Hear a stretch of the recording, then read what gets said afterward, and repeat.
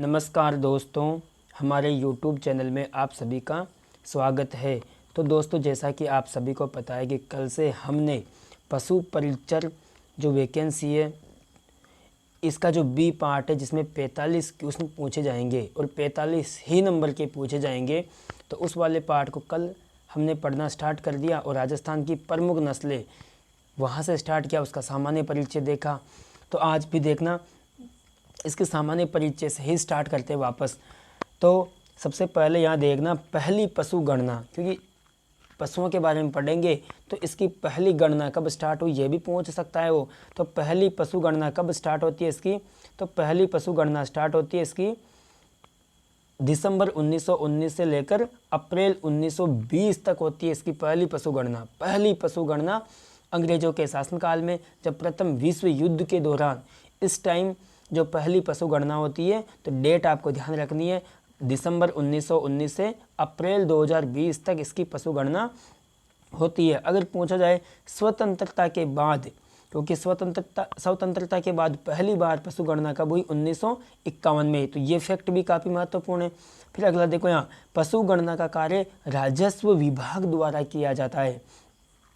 पशु गणना का जो कार्य होता है, किसके द्वारा पशु गणना की जाती है? ये कार्य कौन करता है? राजस्व विभाग। और हर 5 वर्ष के बाद में पशुओं की गणना की जाती है।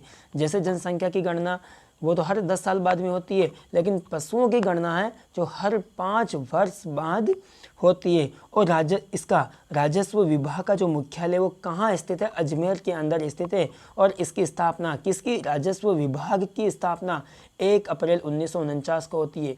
क्योंकि जो हमारा जो ये टॉपिक है प्रमुख नस्लें, इसकी जो गणना को लेकर, इसकी कौन गणना करवाता है, ये कार्य किसका है? राजस्व विभाग का। तो उसकी स्थापना भी पूछ सकते हैं। तो इसकी स्थापना कब होती है? 1 अप्रैल 1949 को होती है। और राजस्व विभाग हर 5 वर्ष के बाद में पशुओं की गणना करता है। अब यहाँ से देखो आप, नवीनतम पशु गणना कब हुई? तो ये होती है 16 अक्टूबर 2019 को होती है। और ये कर्म के हिसाब से 20वीं पशु गणना है। नवीनतम पशु गणना कब होती है? 16 अक्टूबर 2019 को होती है और ये 20वीं पशु गणना है। अब यह देखो, राजस्थान में पशुओं की संख्या कितनी है? 53.578 करोड़ है। इतने पशु है राजस्थान के अंदर। और सर्वाधिक पशुओं के स्थान पर पूरे भारत में पहला स्थान है उत्तर प्रदेश का, और उसके बाद में सेकंड स्थान है हमारे राजस्थान का। तो पहला स्थान उत्तर प्रदेश, राजस्थान, मध्य प्रदेश और पश्चिम बंगाल। और दोस्तों, अगर वीडियो पसंद आता है तो वीडियो को लाइक करना, चैनल को सब्सक्राइब करना और इस वीडियो को अपने सभी दोस्तों के साथ शेयर करना, ताकि उनको भी इस क्लास का कम समय में अधिक से अधिक रिवीजन हो सके। फिर यहाँ से अगला देखना। अब देखना, गायें 2 प्रकार की होती है। एक देसी नस्ल होती है जो हमारे इंडिया में पाई जाती है, एक विदेशी नस्ल होती है जो हम जैसे मतलब जर्सी गाय होती है, ये दूसरे देशों से वहाँ की जो नस्लें होती है उसे बोलते हैं विदेशी नस्ल। अब देखो, देसी गाय जो होती है उसका जो वैज्ञानिक नाम है वो बोस इंडिक्स, क्योंकि जो देसी गाय है वो अपने आप में बोस होती है और इंडिया की होती है, इसलिए इसका नाम होता है बोस इंडिक्स। और विदेशी गाय, इसका वैज्ञानिक नाम है बोस टारसस। और ये इसके डायग्राम, इस टाइप की नस्ल होती है। ये देसी नस्ल है और ये कौन सी नस्ल है? विदेशी नस्ल है।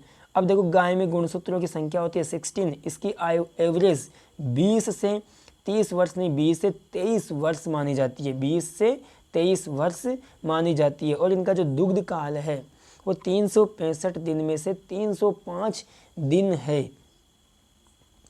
अब यहाँ आगे देखो, राष्ट्रीय पशु आनुवंशिकी ब्यूरो के अनुसार गायों की जो पंजीकृत नस्ल है उनकी टोटल संख्या कितनी है? 50। अब 50 हो चुकी है। अब देखना, विश्व में सर्वाधिक गायें कौन से देश में पाई जाती है? ब्राज़ील के अंदर।